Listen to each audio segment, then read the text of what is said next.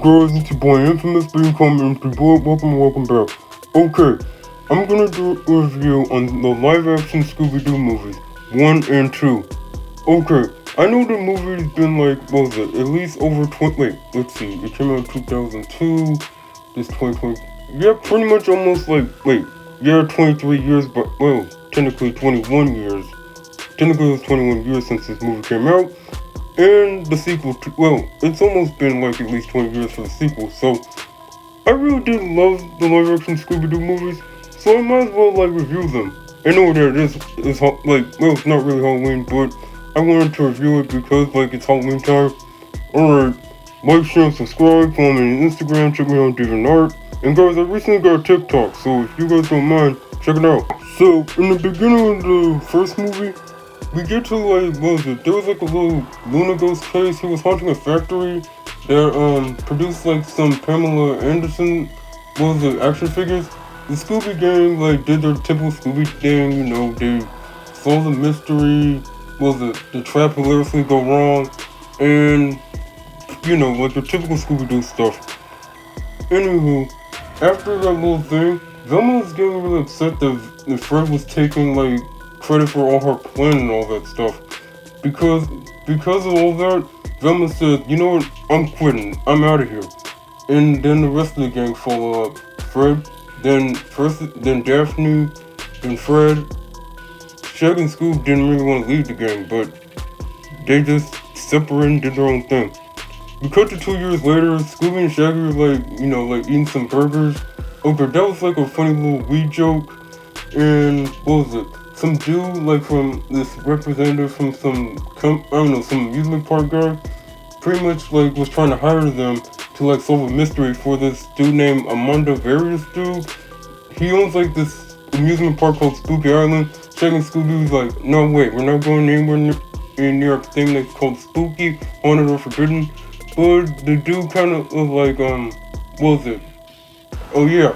He kind of, he used their one weakness. Food to get him aboard. Then we cut to the airport scene where we get a little gang reunion. Shaggy was like, wait a minute, guys, think about it. Mystery Inc. reunites after all these years. But the rest of the gang's still nah, no. Then we got to the airport. Okay, it was funny how they sneaked onto the airport because Scooby kind of dressed up as an old lady. It was really funny. And only that Scooby not Scooby. Shaggy kind of met this girl named Mary Jane. Okay, that gotta be another weed reference. Anywho, there was some funny stuff going on the plane. They made it to the island. They meet the owner dude. Pretty much something was wrong. Pretty much, something mysterious is going on. Some sort of magic spell is going on or something. When the kids got here, they were just wild, a bunch of college students. But now they're acting very weird when they leave though. One chick managed to throw some dude, pick the dude up and lift him as if she was freaking Supergirl or something. Alright, trying to speed things up. I really need to hurry this up. Okay, pretty much, they did some digging. They found some weird cool item. They had a little epic chase scene, and there was these monsters that were really big. And the next day everything went back to normal, and everyone's acting weird. All the kids, including Fred and Velma, were kind of possessed by those creatures anyway. And that the creatures need the human bodies to survive in sunlight. Okay, pretty much this whole thing was pretty much a plan for Scrappy-Doo to pretty much become some ruler of the world or something. And he need he don't really need the rest of the gang to be here. He just needs Scooby-Doo's soul in order for him to become big and strong, powerful, because the ritual requires a pure soul, and they do their typical Scooby-Doo thing. The gang finally came together. Well, the rest of the gang came together, and pretty much typical Scooby-Doo fashion, the plan didn't always go as planned. There was an epic cool fight scene, and it was really good. Then the real Montevideo showed up and pretty much told him what happened, and Scrappy-Doo was arrested, and Mystery Inc. was back together. Okay, let's go. Okay, pretty much Scooby and the gang are kind of showing up to a premiere at this Coolsville School Superior not a Coolsville school, a Coolsville Museum of Criminology with like the Scooby Gang having their own little exhibits with they feature like all the Scooby Doo villains costumes and we're introduced to this guy named Patrick. He kind of runs the place. Velma has like a huge crush on him a little bit. Daphne kind of like had like a little talk with Shaggy and Scooby about their image and like image and everything. And they were walking to like the pterodactyl ghost costume. Shaggy and Scooby were a little scared and a little weirded out, but Daphne said it was just nothing but a costume. And before like some speech happened, they kind of were interrupted by this masked figure. He kind of looked, I don't know. Point is, there was like this masked figure, and Daphne realized that the pterodactyl ghost is real, and it was attacking there was an attack. Shaggy and Scooby kind of like got into some mayhem, and they kind of embarrassed themselves on TV because of that whole thing. And after that, Velma noticed that there was like a little like pterodactyl scale after the whole thing happened, and she pretty much like ran the DNA testing, and it was actually a real pterodactyl scale. Anywho, okay, again, after that whole thing, Shaggy and Scooby was kind of like, man, that's it, we are not goofy no more, it's time for us to be real detectives. So they pretty much try to act like that for like the rest of the movie. And the gang came up with like an idea, like who's really behind it. They shared this dude named Jonathan Jacobo dude. He kind of was like the original pterodactyl ghost, and the rest of the gang think, okay, it gotta be him. But Velma pointed out the fact that he died like a couple of years ago or something, and his body was never found. But Old Man Wickles, aka the Black Knight Ghost, is like, his old cellmate, and they think, pay a visit to Old Man Wickles. Maybe he might probably know something about like what's going on with Jacobo and everything else. They pretty much went over there to his old mansion. There was like a little haunted, I don't know, like some sort of defense system or something that Mr. Wickles kind of like had there. It kind of like led to a trap door, and it kind of led to them being like rolled into like some metal cage ball or something. Anyway, the gang split up in search for clues. Pretty much, Shaggy and Scooby were just like doing this typical goofy stuff. Then Velma, Daphne, and Fred kind of like went to like Wickles' library and know that they found like a special book that contains like some sort of weird recipe for creating like real life monsters and everything. Then they were confronted with the Black Knight's ghost, and they pretty much had like an epic fight scene. That was that. Okay, now it's time to really speed things up. I really gotta speed things up. Okay, pretty much, do some investigation, the typical numerous Scooby-Doo shenanigans. We got like a little makeover scene where like Velma changed her appearance for Patrick because she really likes him. And knowing that there was like there was a robbery at the museum, and knowing that all the costumes were stolen and everything else, and knowing that Shaggy and Scooby like went to this bar place where like all the rogue gallery went there. They went there to like find some clues and find some evidence like who's really behind this and everything else. They try to solve it themselves, but things got sideways, and like the rest of the gang kind of like met up at this this old mining place, this silver mine place, which was and there was like a secret laboratory where we found out like where the costumes were going and how those monsters were created and everything else. And knowing that Velma's starting to realize that Patrick might be the one behind all this. Then we got like a cool epic chase scene with like all the monsters and everything else. The gang was like really on the run. They were down on their luck a little bit. Like down in the dumps basically. And only that, the criminal dude behind all this? Did he like run the whole town if he won't like turn in Mystery Inc? Because the guys kind of like took a control panel that was responsible for the machine. So yeah, pretty much the whole town turned against them, and like Shaggy and Scooby and the rest of the gang kind of like hid in some like old clubhouses they used to do.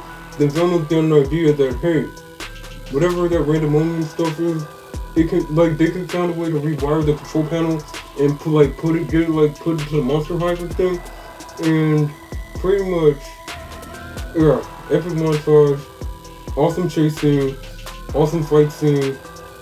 At the end, Jonathan Jacobo was actually alive and he did not die at all. And it was all like part of his plan to like get back at Mystery Inc. And Velma and Patrick kind of go together in the end. Anyway, there was like an awesome like dance musical number to Shining Star. That's the end of the movie.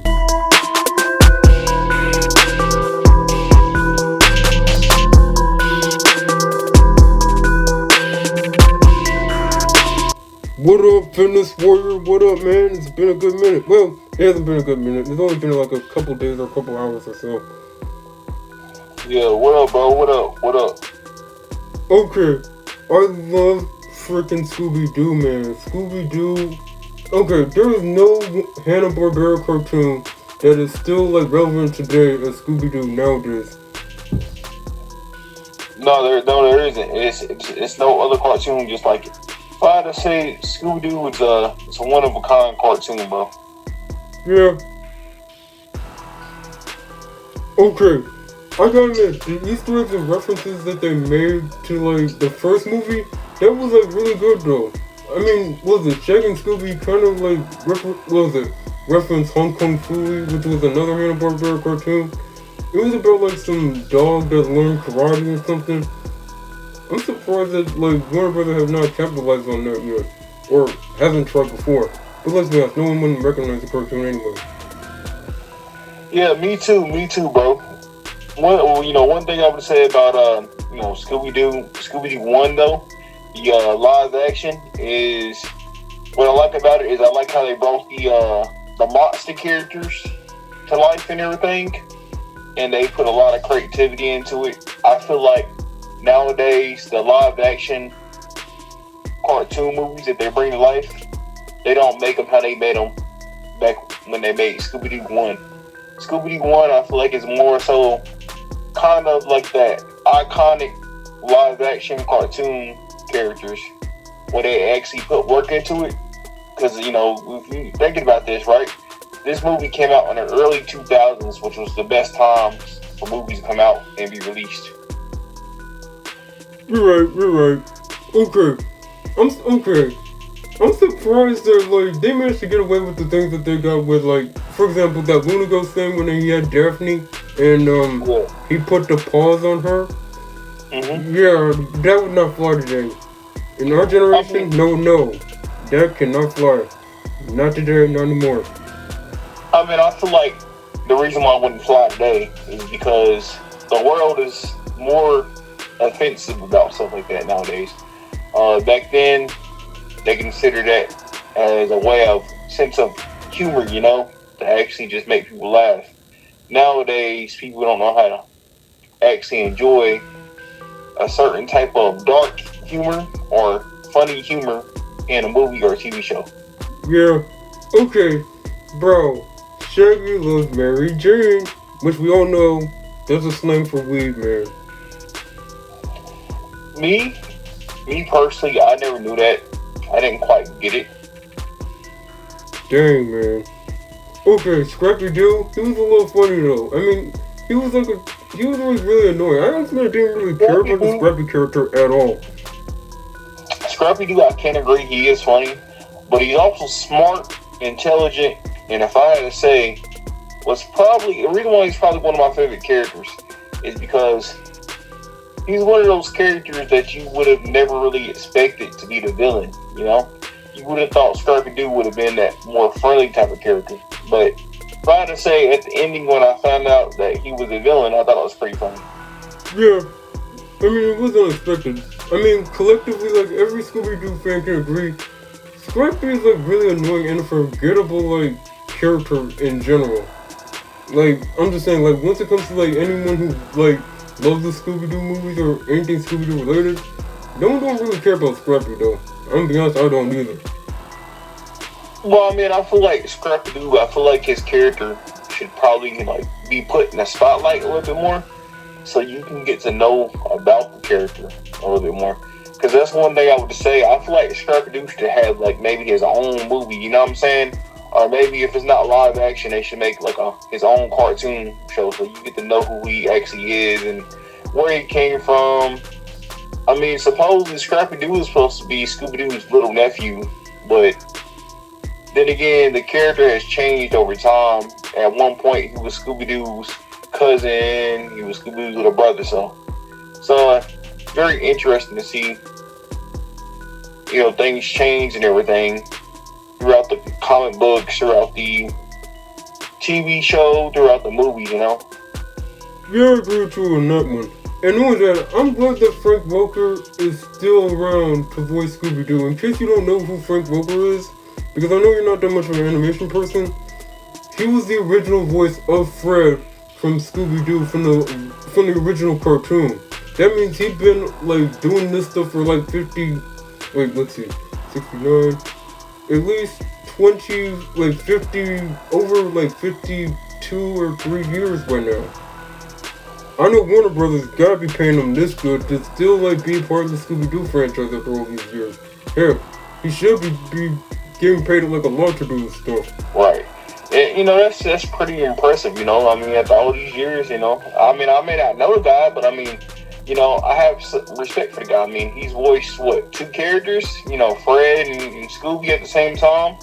So, I mean, him being around for 52 years and doing that for a long time, I mean, I gotta give the man props, Yeah, he's just as iconic as I forgot the guy's name, but all I know is that he was the voice of Optimus Prime from, like, the original Transformer cartoon. And knowing that he made it into the live action, he still kept voicing them, and, after the cartoon and the live action movies, he's still part of the whole game.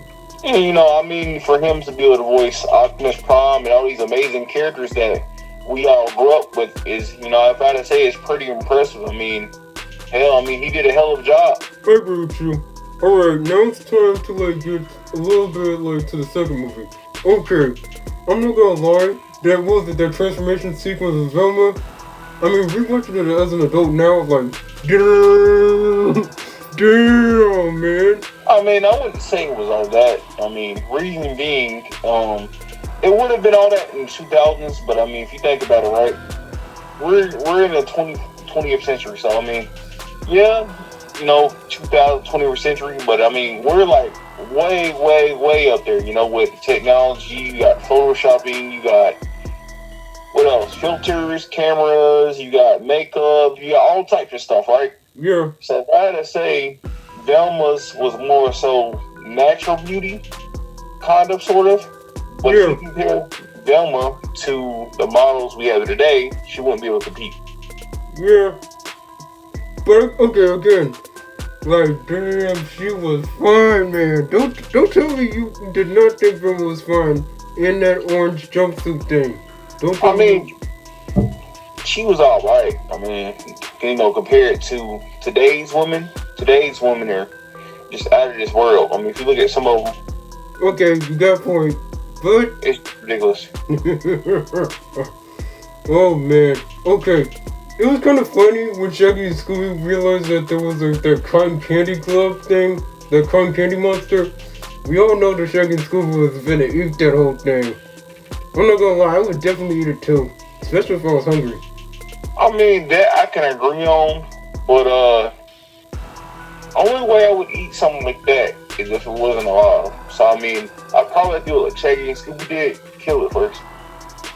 Yeah, okay. I gotta admit, that was kind of funny. Where was it the unmasking part?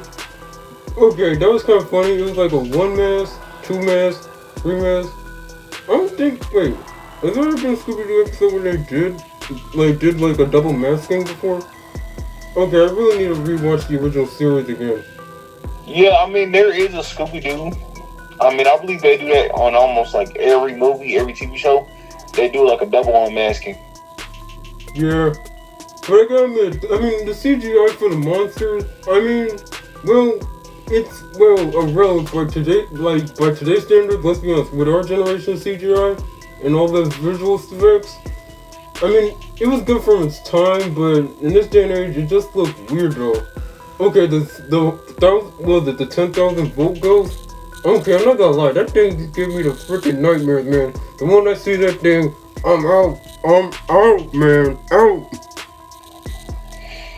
I mean, maybe, back then, if you were like, let's say you were, I don't know, 7, it would have scared you.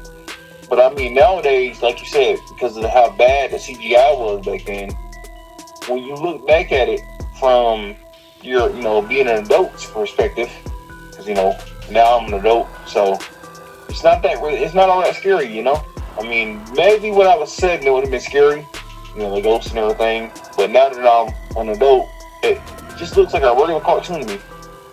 Yeah, it does. And all that didn't say it was bad, man. I mean, all I said was, the CGI and everything else, it was good from its time. And also the skeleton men, the twin skeletons. Okay. Yeah. They were kind of funny. They were really funny to like watch though. It was good, definitely good for its time. But in our timeline, no. Yeah. I agree with you on that one. And I'm glad that they finally like gave like Velma like a dating relationship storyline, because she really gets that in like the Scooby-Doo franchise. I honestly do believe she does get like a dating franchise or something.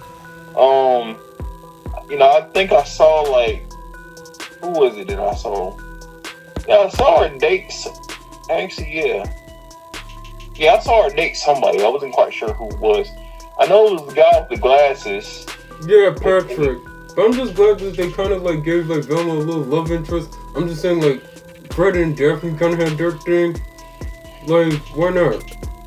Didn't Velma break up with him though? Yeah. Wait, no, I think she just ended up with him. Okay, the dance sequence in like the last bit of the movie, that was good, man. You're a Shawn star. I know who you are. Still like to see what you can truly be.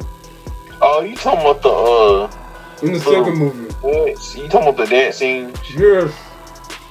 I'm not gonna lie. I mean, I'd say that was all right. It was good back in the 2000s, but I mean today, now I look back at it, it's all right. Yeah, I know that. You know me, man. You really you're one of like the people that know me well, man. You know I like to dance. I like to get it down and boogie. Yeah, I mean that has always been you, man. I mean, you was always like that though. True. Right. Yeah, I was never really a dancer though, Well, not until now, at least. Well, it is what it is, man. Overall, I mean, I really did enjoy both movies. I mean, I know that once it comes to like movie franchises, the first movie is always better than the second movie. But I mean, I love them both, man. I love them just as much as like the first and the second one. I mean, they were both good movies. I had no really bad opinions on them. If I had to rate it, the movie and everything, I'd give it a 10 out of 10 for its time. Yeah, alright. I gotta do my ratings, man. Thank you, Fitness Warrior. Thank you. No problem, sir. Alright, guys. That was the end of that part. Now it's time for me to rate the movies and do my little calculations. I mean, both movies were good. Like, they were good for its time and its era. I mean, there were some drawbacks and drawbacks for some of it. I mean, there were some drawbacks here and there. I mean, I can't say this movie was perfect, like 100% perfect, but it was good and enjoyable.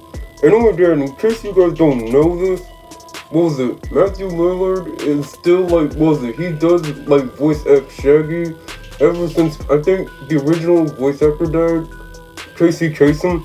Casey Kasem was the original voice of Shaggy. And Matthew Lillard, I gotta admit, he did a well done portrayal of Shaggy though. He was well done. I'm just saying his performance was well done. And Sarah Michelle Gellar, I gotta admit, she really did good, especially with the fight scenes. That was really good though. And given the fact that she did play Buffy the Vampire Slayer, so it wouldn't be that much of a surprise that she was able to put on a good fight. That wasn't a good surprise. And fun fact, in case you guys don't know, Freddie Prinze Jr. and Sarah Michelle Gellar, those two are married in real life. So, Fred and Daphne really are meant to be. Alright. Let's see. Factor in the comedy, the CGI. Okay. They kind of did pull the Mary Jane joke a little bit. Let's see. Alright. For the first one, I'm gonna rate the first movie a solid 9.5. A solid 9.5. Alright, second movie. I love the romantic storyline with Velma and Patrick. I know that I can relate to Velma a little bit, how Mystery is her mistress. Kind of is like me though, and I can't resist that sweet call. I can't blame Velma though. Okay, I like the Easter eggs and references, like with the club part, when Shaggy and Scooby were entering the bar, that bar with all their villains in there. I mean, if you look outside and you pay attention, there's like flashes of like each, like Scooby-Doo villain. I think I only caught one of them. One was very obvious, was Charlie the Haunted Robot. That was like a good reference. I know that I like how they kind of like reference like, I'm glad they kind of like canonized like the whole, what was it? Because if you guys don't remember, there was a show called A Pup Named Scooby-Doo. That means like this is also canon to that series too. Let's see, the Easter egg was good, the soundtrack was really good, and the dance number was perfect. Perfect, I say. Let's see. I mean, I know once it comes to these types of movies, like once it comes to the first movie and second movie, I like them the same. They were both good in my opinion. So I'm gonna give it the same rating. On a scale of 1 to 10, I'm gonna give the second Scooby-Doo movie a solid 9.5. Again, they're both good, man. They're both good. Alright, your boy gotta go. Like, share, and subscribe. Follow me on Instagram. Check me out on DeviantArt. And guys, check out Shawn's channel, man. His channel is M3Bullet out.